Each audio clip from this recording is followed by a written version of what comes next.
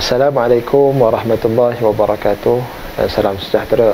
Sidang penonton yang dihormati sekalian, program psikospiritual dilaksanakan kepada klien yang menjalani rawatan dan pemulihan di ADK, khususnya di Puspen. Program psikospiritual disediakan kepada klien untuk memberi pengetahuan dan kemahiran kepada mereka dalam bentuk persekitaran, emosi dan tingkah laku yang lebih baik sepanjang menjalani rawatan dan pemulihan. Semua klien yang masuk ke Puspen akan menjalani program psikospiritual yang mana disusun secara teratur kepada mereka agar mereka dapat meningkatkan kekuatan dalaman dan juga mampu mengekalkan kepulihan. Tuan-tuan, program psikospiritual dibahagi kepada dua, iaitu untuk klien yang beragama Islam dan juga yang bukan beragama Islam. Bagi klien yang beragama Islam, mereka akan menjalani modul bimbingan kerohanian, yang mana modul ini merupakan satu pengisian dalaman dan juga untuk menyokong proses rawatan dan pemulihan dengan baik. Antara aktiviti yang dilakukan kepada mereka adalah sebagai contoh tazkiyah, penyucian jiwa. Bila mereka masuk, kita ingatkan kembali apakah peranan mereka sebagai hamba Allah, peranan sebagai manusia, peranan sebagai anak. Antara lain juga kita ulang kaji balik bagaimana nak melafazkan syahadah, mengucap asyhadu an la ilaha illallah wa asyhadu anna Muhammadar Rasulullah. Dan juga kita akan ajar bagaimana cara-cara mandi wajib, berwuduk, dan ini merupakan antara pendekatan awal yang kita berikan kepada mereka agar mereka dapat kembali kepada fitrah, dapat kenal balik aku kat dunia ni, Allah lahirkan aku sebab apa? Untuk pengabdian kepada Allah, untuk beribadah kepada Allah Subhanahu wa taala. Tuan-tuan, program lain juga disediakan kepada mereka dari sudut halaqah solat. Ingat kembali rukun-rukun solat, bacaan-bacaan dalam solat, macam mana nak solat, termasuk juga bacaan-bacaan Al-Quran, Iqra. Ini kita kongsikan kepada mereka.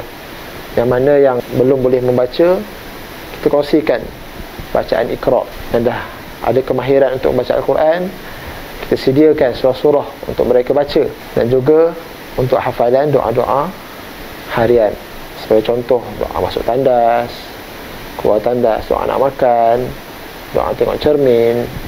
Itulah doa-doa harian yang kita terapkan kepada mereka untuk mereka hafal. Dan ini semua benda dah belajar dah dulu. Cuma bila mereka masuk untuk mendapatkan rawatan dan pemulihan, kita ulang kaji balik.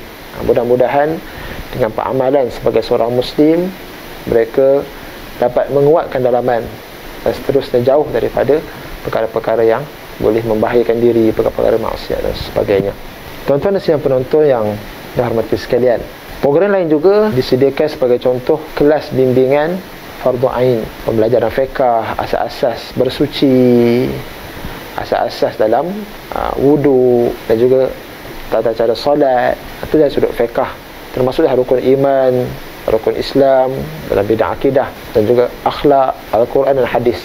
Semua subjek ini kita kongsikan perkara asas sebab kita nak ulang kaji balik apa yang telah mereka ketahui dulu. Mudah-mudahan dapat membantu kepulihan mereka. Seterusnya, untuk klien yang bukan Islam, kita juga turut menyediakan silibus dan pengisian kepada mereka dengan menggunakan modul jati diri. Modul ini dilaksanakan kepada klien untuk meningkatkan keyakinan mereka dalam menjalani proses rawatan dan pemulihan. Di samping itu juga kita dapat menerapkan kepada mereka pengamalan gaya hidup yang berteraskan kepada nilai-nilai murni.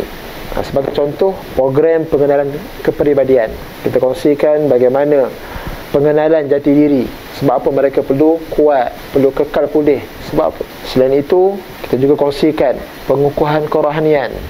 Apa itu pengukuhan kerohanian? Kita kongsikan kepada mereka adat dan budaya dan juga pantang larang untuk agama-agama yang berada, yang dianuti di Malaysia. Apa pantang larang dalam Islam, pantang larang dalam agama Buddha, pantang larang dalam Kristian. Kita akan kongsikan. Mudah-mudahan ada satu maklumat baru kepada mereka. Selain itu, perayaan dan hari kebesaran di Malaysia mengikut agama. Dan setiap agama tu ada dia punya perayaan. lambatan larang yang perlu dipatuhi. Dan akhirnya kita juga kongsikan keutuhan jiwa, contoh sifat tanggungjawab, kejujuran dalam kehidupan, keberanian, adab pergaulan. Ini juga kita kongsikan agar mereka dapat sedar dan juga dapat menghayati sifat-sifat yang baik, nilai-nilai yang baik, untuk mereka memberi manfaat kepada masyarakat lain. Sidang penonton yang dihormati sekalian, secara kesimpulannya, program psikospiritual yang dijalani, yang dilaksanakan di Puspen akan memberi manfaat yang baik kepada para klien, sama ada yang beragama Islam maupun yang bukan beragama Islam. Kedua-duanya sekali akan menjalani program yang sama, dan fokusnya adalah untuk meningkatkan kekuatan, meningkatkan keyakinan dalam diri mereka bahawa dengan kerohanian yang spiritual yang ada dapat membantu proses kepulihan dan seterusnya mampu mengekalkan kepulihan sepanjang hayat mereka. Sekadar itu saja. Wallahu a'lam. Assalamualaikum warahmatullahi wabarakatuh.